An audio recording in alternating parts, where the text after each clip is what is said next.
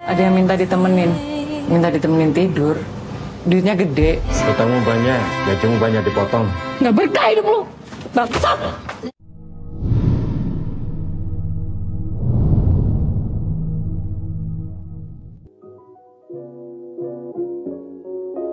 Hai Sobat Film dimanapun berada dan apa kabarnya, kembali lagi ke konten alur cerita film. Pada video kali ini gua mau bahas film Indo lagi nih, yang berjudul Cross the Line 2022.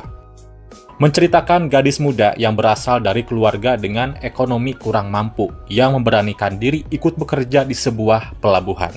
Dari pekerjaan tersebut ia berharap bisa memperbaiki ekonomi keluarganya, dan juga bisa bekerja di Singapura. Namun semua itu tak semudah yang dia pikirkan untuk mendapatkan uang yang banyak. Dia harus bekerja lebih, bahkan harus menjual tubuhnya, yang membuat dia terperangkap di sana. Lantas bagaimana nasib nantinya? Penasaran kan? Gak usah lama-lama, kita langsung saja masuk ke pembahasannya. Dan ini dia, Cross the Line. Perhatian, mulai hari ini kalian akan bekerja di pelabuhan ini. Mengerti? Ya, film dibuka dengan memperlihatkan gadis cantik bernama Maya yang diterima oleh sebuah agensi untuk bekerja di pelabuhan. Maya tidak sendirian, dia ditemani pacarnya bernama Haris. Bermodalkan ijazah SMA, mereka berdua diterima bekerja di pelabuhan itu. Namun Maya harus menyogok agen itu sebesar 15 juta dan akan dipotong dari gajinya setelah dia bekerja nanti. Memang nggak bisa dipungkiri, susahnya nyari kerja di negara kita. Bahkan rela membayar mahal, yang penting bisa kerja dulu. Lanjut ke cerita. Di sana Haris dipekerjakan sebagai ABK atau anak buah kapal. Sementara Maya bekerja sebagai pelayan restoran dan juga cleaning service. Mereka berdua bekerja keras setiap hari. Namun, rupanya mereka digaji sangat kecil, belum lagi hutang yang harus mereka potong dari gajinya.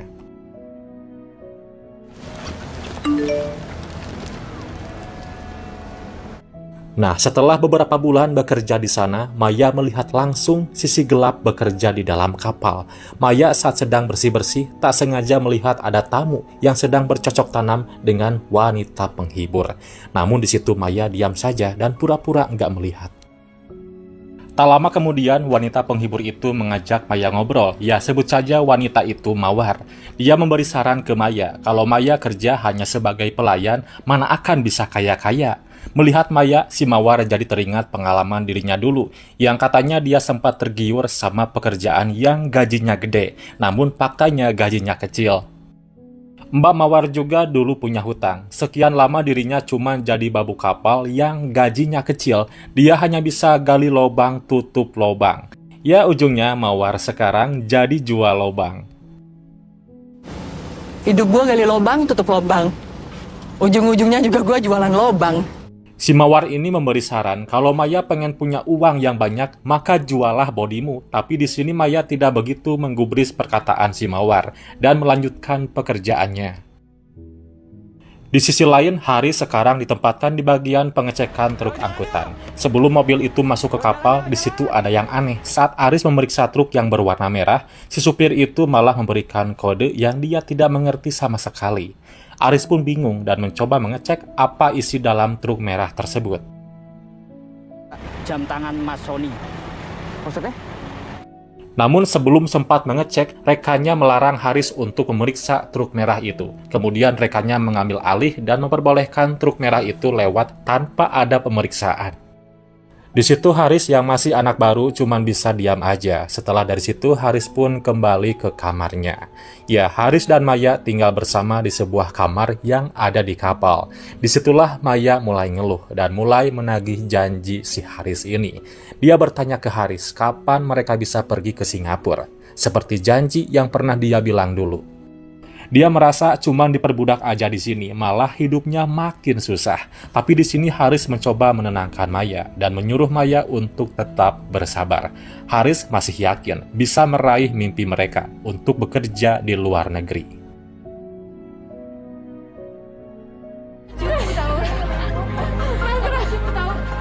Jangan buat gue ya. Kerjaan Pak Sony ini. Ya, keesokan harinya Maya kembali bekerja seperti biasa menjadi pelayan restoran, sementara Haris juga fokus bekerja menjadi ABK.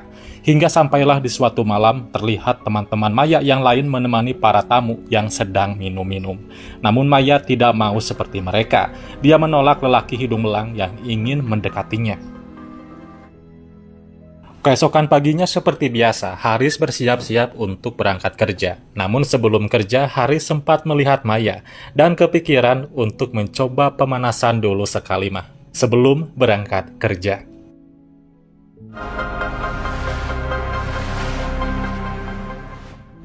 Mbak, ibu masuk rumah sakit.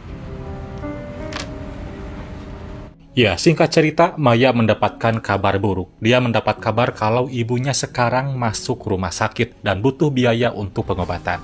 Setelah mendengar kabar itu, besoknya Maya dan Haris pergi ke kantor untuk mengambil gaji mereka. Namun ternyata gaji yang diterima sangat kecil, belum lagi dipotong tunggakan.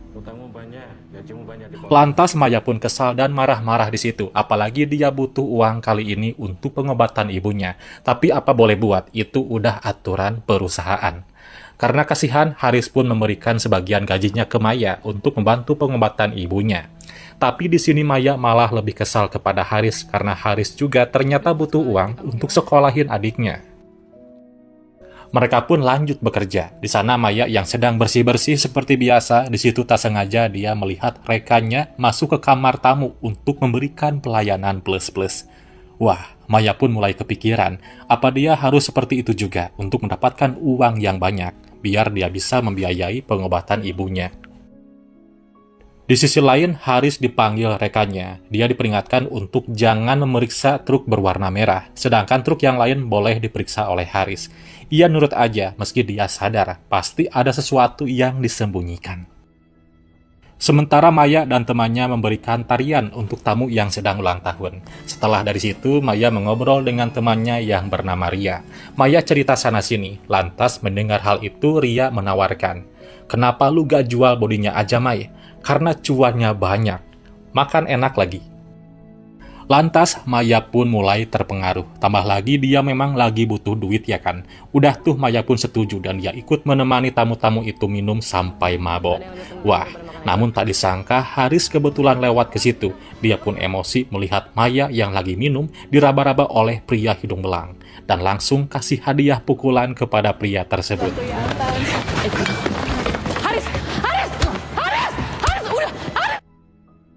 Di sana Maya benar-benar kesel tuh sama si Haris karena tingkahnya tadi. Dia harusnya tahu kalau dunia kerjanya memang seperti itu. Maya langsung memutuskan pindah dari kamarnya malam itu juga. Dan sekarang nebeng di rumah temannya yaitu Ria.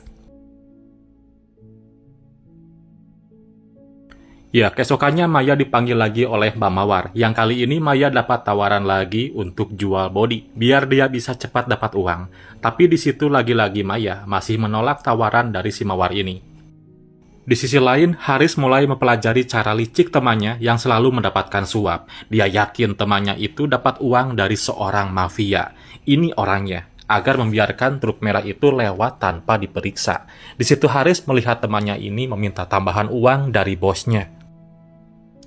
Haris di situ menyadari temannya ini sangat serakah sampai minta uang tambahan. Padahal dia udah dapat gede tuh dari kerjaannya, tapi sekarang dia malah minta duit lagi. Lalu Haris secara diam-diam membajak HP temannya itu. Kemudian dia mengadukan perbuatannya tadi ke bosnya yang bernama Sony.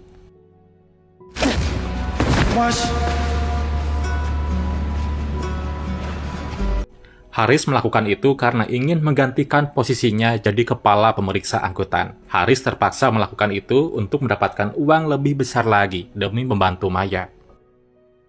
Di sisi lain, Maya pengen segera pulang, tapi uang dari mana? Karena pikirannya sudah blank, akhirnya dia nekat menjual bodinya agar dia bisa mendapatkan uang lebih dan membayar hutang-hutangnya, serta membiayai pengobatan ibunya.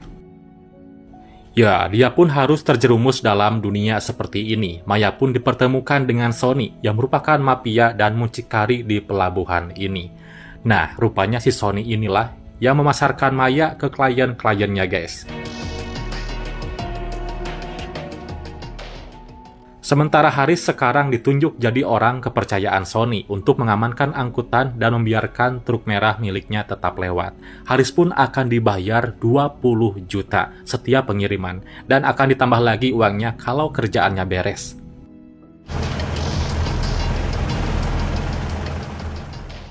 Singkat cerita, keesokan harinya truk merah itu pun lewat. Haris pun penasaran dan mencoba melihat apa isi dalam truk merah ini. Dan dia begitu terkejut yang ternyata isi truk itu adalah gadis-gadis muda yang akan dikirim ke Singapura secara ilegal.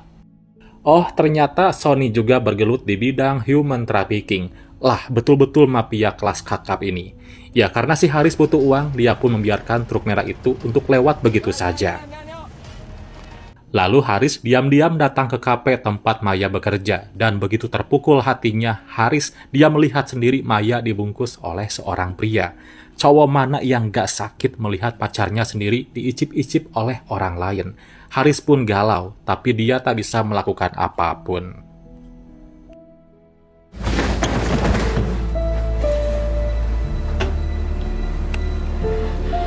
Setelah itu, Maya malah diperlakukan kasar oleh pria tadi. Maya begitu tersiksa, tapi inilah pilihan yang dia jalani.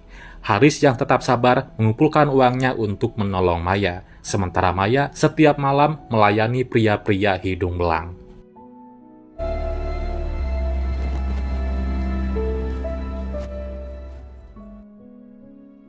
Ya, suatu hari Haris lagi kangen sama Maya. Dia pun datang ke kafe tempat Maya bekerja, namun sebagai tamu. Haris yang sedang ulang tahun hari ini memesan tarian ulang tahun di kafe itu, yang langsung dilakukan oleh Maya dan rekan-rekannya. Haris benar-benar tak bisa berkata apa-apa melihat Maya yang ada di depannya seperti itu. Terasa sangat canggung dan kasihan. Tapi itulah caranya untuk bisa bertemu dengan Maya. Setelah dari situ, Haris pun minum-minum, tapi di sini dia malah ditemani pelayan lain, bukan Maya, karena Maya nggak mau nemenin Haris. Si cewek yang di samping Haris terus saja menggoda, tapi Haris nggak ngeladenin. Tak lama kemudian, di situ Maya yang sedang bad mood diganggu oleh tamu lain. Haris yang kesal melihat itu langsung menyiram pria itu dong, dan pergi meninggalkan Maya. Gak lama dari situ Haris melihat Maya sedang berdiri sendirian. Lalu Haris bertanya ke Maya apa yang sebenarnya terjadi dan kenapa dia menangis. Tak disangka, ibunya Maya telah meninggal. Haris pun di situ langsung memeluk Maya yang tak kuasa menahan tangisnya. Ya, keesokan paginya Haris memberikan semua uang tabungannya ke Maya untuk menebus utang-utangnya. Maya kaget dari mana Haris bisa mendapatkan uang sebanyak ini. Tapi Haris tidak mau berkata jujur, nggak mau ngasih tahu uang itu dari mana. Yang penting sekarang Maya bisa bebas dan kembali pulang tanpa terikat hutang apapun. Ya, udah tuh karena Haris udah sebaik ini padanya, Maya pun akhirnya memberikan servisan terakhirnya pada waktu itu juga.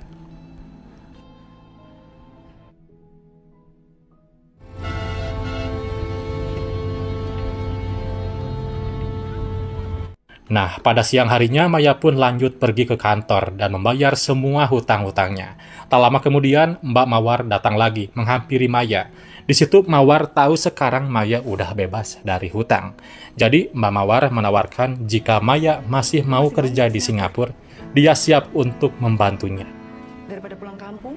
Katanya Maya cukup menemui Sony dan dialah yang akan membantu pergi ke Singapura, seperti yang dia mimpikan selama ini. Ya, Maya pun tertarik dengan tawaran itu, apalagi dia tahu kalaupun dia pulang, ibunya udah gak ada. Sedangkan Haris menemui Sony dan ngomong kalau dia ingin berhenti dari bisnis kotor ini. Tapi si Sony mencoba menawarkan uang yang jauh lebih banyak agar Haris tidak pergi. Namun Haris tetap dengan pendiriannya, tetap memilih pergi dari sana. Tak lama Maya dan si Mawar datang menemui Sony. Di situ Maya ngomong kalau dia benar-benar ingin ke Singapura, namun itu gak gratis. Ya, Maya terpaksa harus melayani Sony terlebih dahulu.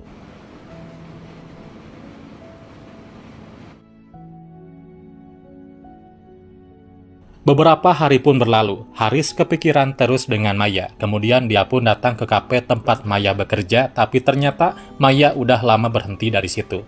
Ya udah tuh, si Haris melanjutkan pekerjaan terakhirnya. Dia melihat truk merah datang yang ingin lewat. Seperti biasa, Haris mengecek isi dalam truk itu dulu.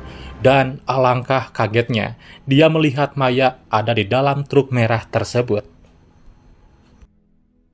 Di sini Haris benar-benar bingung antara mau membiarkan truk itu lewat atau menahannya, apalagi Maya ada di dalam. Nah, Haris pun memilih mengejar kembali truk itu dan langsung menemui Maya di dalam truk merah. Di situ Haris meyakinkan Maya kalau itu jalan yang salah. Dia tahu nasibnya kayak gimana kalau Maya pergi ke Singapura. Dan akhirnya Maya percaya. Lalu mereka pun kabur. Namun sialnya mereka malah ketahuan, lalu dikejar-kejar oleh Sony dan anak buahnya.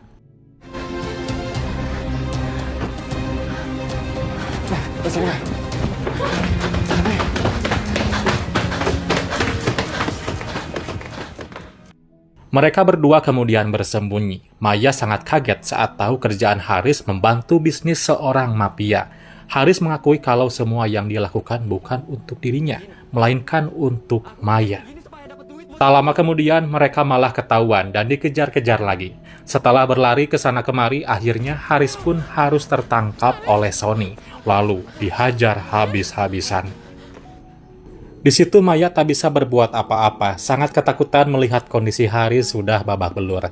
Nah, secara diam-diam Maya mengambil pisau dari saku celananya Haris. Ternyata Haris sudah mempersiapkan pisau itu sebelumnya.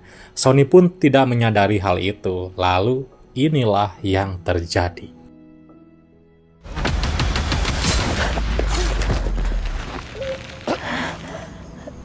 Ya, Sony yang tidak curiga sama sekali langsung ditusuk oleh Maya. Haris yang merasa belum puas untuk menyiksa Sony, kemudian menusuk Sony berkali-kali hingga tewas. Tak pikir panjang, mereka berdua pun langsung kabur. Dan film pun selesai.